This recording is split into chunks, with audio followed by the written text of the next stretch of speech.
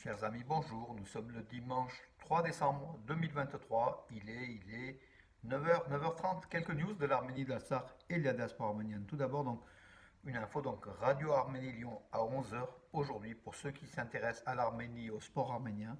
Un spécial Ararat 73 en arménien. Une interview de Soulen Badassarian, Aron Boyajan et de moi-même par Khajak Sassounsi. Radio Arménie Lyon. Vous avez toutes les coordonnées sur ma page Facebook. Écoutez, si vous aimez cette équipe fabuleuse qui a inscrit l'âge d'or du football arménien en 1973 en remportant la coupe et le championnat d'URSS de football. Voilà, ça sera à 11h, Radio Arménie Lyon. Vous avez toutes les coordonnées, comme je vous ai dit, voilà, donc en arménien. Euh, merci. Donc en fait, l'année 2024 s'approche à grands pas. Le calendrier de l'Église évangélique arménienne de France, donc, voilà, qui est superbe, hein, donc avec tout plein de couleurs, avec les dates, c'est très très bien fait, avec aussi donc des lieux bibliques, voilà. Et là, c'est l'Euphrate, Dieplat en arménien, qui est en arménien en fait, hein, voilà, donc un beau texte explicatif à chaque fois, donc sur les 12 mois de l'année. C'est vraiment très très très bien fait. Bravo aussi, merci au pasteur Agop Koujikian, donc le pasteur de l'église évangélique arménienne de Valence, qui hier, lors d'une réception chez Rostov Iliozer, m'a remis ça en cadeau. Merci au pasteur. Et puis aussi, ce livre de Sarkis Pachayan, voilà, Sarkis Pachayan, qui est un pasteur qui exerce à Bruxelles, en Belgique, qui écrit. Là, c'est en arménien, donc un très très beau. C'est un spécialiste, hein, voilà, c'est lui. Euh, Merci pour ce livre donc, du pasteur Pachayan que j'ai commencé à lire, mais c'est très très intéressant, bien sûr, avec des passages de la Bible, mais aussi donc comment dirais-je, son expérience extrapolée à l'ère moderne aujourd'hui, donc le 21e siècle, donc tout ce qui se passe en arménien, d'Arménie. Un livre, si vous avez le temps de lire, voilà, moi j'encourage tous ceux qui écrivent aussi en arménien. Merci au pasteur Sarkis Pachian. Merci au pasteur aussi Hagop Koujikian qui me l'a offert. Merci. Voilà qui est la partie remerciement est terminée. Donc les informations. Donc le téléphérique d'Atever, donc c'est le téléphérique le plus long du monde, hein, donc qui est au monastère de Datev, euh, que beaucoup d'entre vous connaissez puisque c'est un lieu touristique, hein. Il y a des millions de touristes qui s'y rendent chaque année à Datev.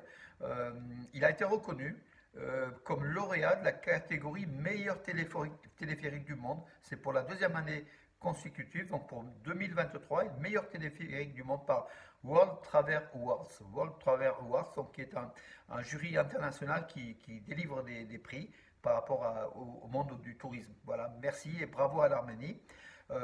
Bravo aussi à Rupen Vartanian qui est aujourd'hui emprisonné à Bakou. C'est lui qui a construit, c'est lui qui a financé ce téléphérique de Datev. Et son fils a pris la relève, hein, voilà, donc son père est en prison, illégalement arrêté par l'Azerbaïdjan. Voilà mes amis, donc il y a des hommes qui font pour l'Arménie, qui font beaucoup, parce que ce téléphérique fait beaucoup pour le développement touristique de l'Arménie, et puis on est fiers que c'est le plus grand, le plus long téléphérique du monde. Ça a été construit, je crois, par des Autrichiens ou des Suisses. En tout cas, il est très très moderne, avec des systèmes de sécurité. Prenez-le quand vous allez donc au sud, dans le Sunik, dans notre Sunik à nous, qui est la défense de l'Arménie, qui est la forteresse de l'Arménie face à l'agression de l'Azerbaïdjan. Il faut y aller, il faut visiter ce monastère fabuleux de Datev, qui est sur un éperon rocheux, qui est extraordinaire, qui date du 11e, 13e siècle.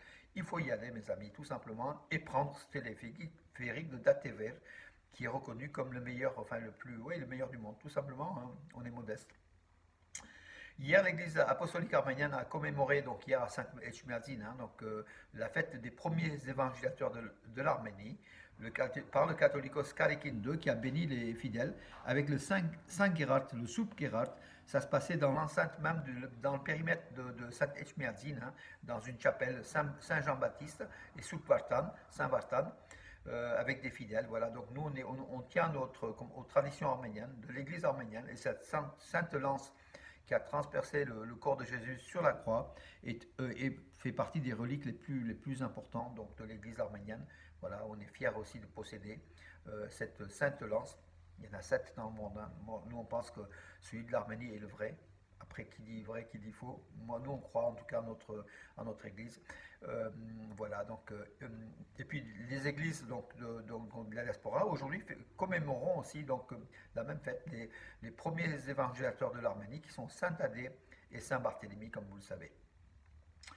L'Azerbaïdjan n'est pas prêt à échanger deux militaires azerbaïdjanais détenus en Arménie contre les prisonniers, les 55 prisonniers arméniens, soldats et civils détenus par l'Azerbaïdjan, au moins 55, parce que les chiffres vont à plus de 80. Donc en fait, c'est ce qu'a déclaré Silanouch Sakian, qui est une des défenseuses des droits de ces prisonniers donc, de guerre auprès de la CEDH, de la Cour européenne des droits de l'homme.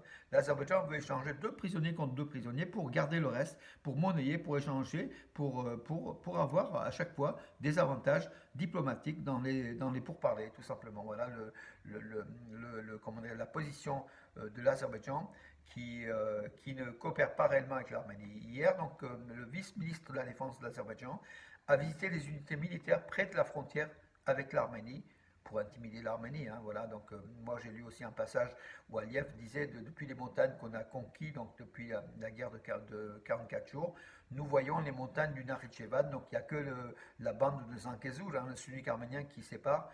On va l'attaquer, on va le récupérer. Voilà, donc je vous en parlerai davantage.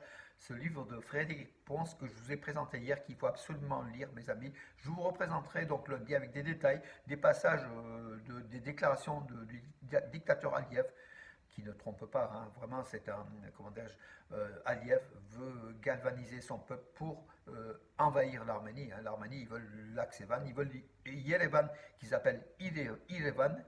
C'est voilà, donc la menace est réelle et heureusement que l'Arménie semble, heureusement que le monde, l'Europe, les États-Unis ont compris le jeu de l'invasion azérie et qui ont à chaque fois déclaré l'intangibilité des frontières de la République d'Arménie.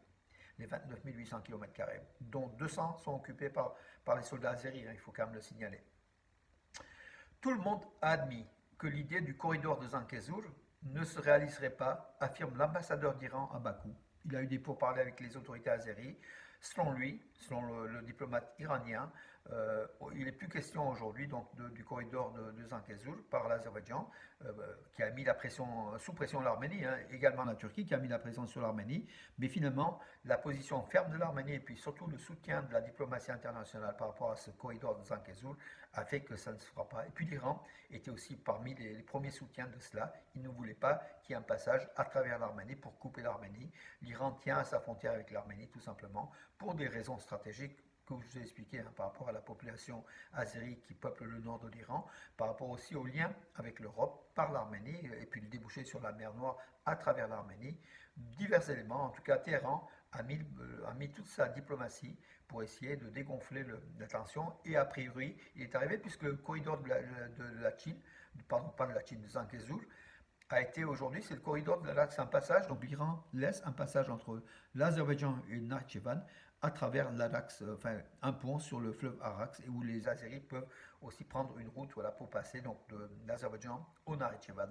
Bien joué Téhéran, en tout cas, ils sont très forts aussi, les Iraniens en diplomatie, hein, aussi forts que les Turcs. Voilà.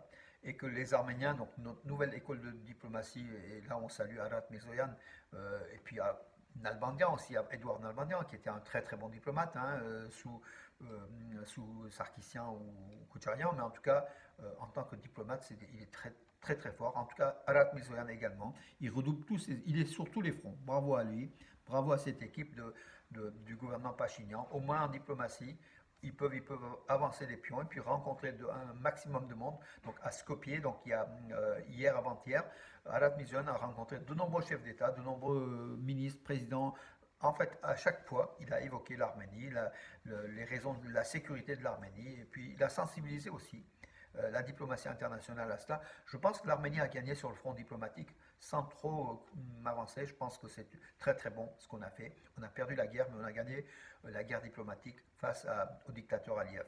Et puis soutenu par Erdogan, qui aujourd'hui personne ne croit à Erdogan. Tout le monde a peur, mais personne ne croit à ses paroles. L'Arménie a réaffirmé son attachement au programme de non-prolifération des armes chimiques. Ça se passait donc à La Haye. Donc La Haye, voilà, l'Arménie qui a réaffirmé son attachement. Donc On aimerait bien que l'Azerbaïdjan fasse la même chose, puisque l'Azerbaïdjan utilise des armes chimiques fabriquées par l'Ukraine, fournies à l'Azerbaïdjan, les armes chimiques au phosphore blanc notamment, qui ont décimé notre armée tout simplement, hein. Il y a eu des centaines et des centaines de soldats arméniens tués, blessés mortellement par ces armes chimiques qui détruisent la peau, la chair, l'os, tout ce sont des armes interdites, hein, voilà, utilisées par l'Azerbaïdjan lors de la guerre de 44 jours en Alsace. Je pense qu'aujourd'hui, le dépôt d'armes chimiques par Aliyev est aussi présent, donc ils ne détruiront jamais leurs armes chimiques. Ils utiliseront quand le monde fermera les yeux sur les exactions azéries. Voilà mes amis, est-ce que j'ai fait le tour de l'actualité? Je crois que oui, j'ai fait le tour de... Ah oui, une bonne nouvelle, bien sûr, toujours des bonnes nouvelles. À Yerevan se déroulent les championnats du monde de boxe junior. Championnat du monde junior de boxe à Yerevan depuis quelques jours déjà. 9 représentants de l'Arménie sont en finale. Une chez les femmes aujourd'hui et 8 demain. Donc ça se déroulera à Yerevan. Et avec, de toute façon, au minimum, on a 10 médailles. On a 10 médailles déjà, au minimum. Et on verra la couleur de ces médailles aujourd'hui et demain. On espère que beaucoup brilleront l'or pour nos juniors, nos boxeurs juniors de cette équipe d'Arménie qui va être classée première dans le classement mondial par équipe, hein. Voilà, aussi une bonne nouvelle. Il faut des bonnes nouvelles, mes amis, surtout pour ce dimanche. En tout cas, si vous voulez vous, comment dirais-je, vous faire plaisir, et puis rêver de cet âge d'or du football arménien, en écoutant l'un des témoins clés, Soulen Bardasarian, qui était le commentateur des matchs en direct d'Ararat Yerevan contre Dynamo de Moscou, Dynamo de Kiev, à l'époque de l'URSS. Écoutez à 11 heures, pardon, dans moins d'une heure et demie, Radio Arménie, Lyon. Voilà, je ne peux pas faire plus de publicité, mes amis.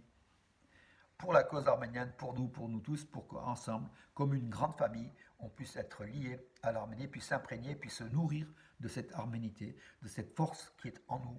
Et à chaque fois, il faut se redonner de la force pour avancer davantage. Voilà mes amis pour aujourd'hui. Bonne journée et à demain.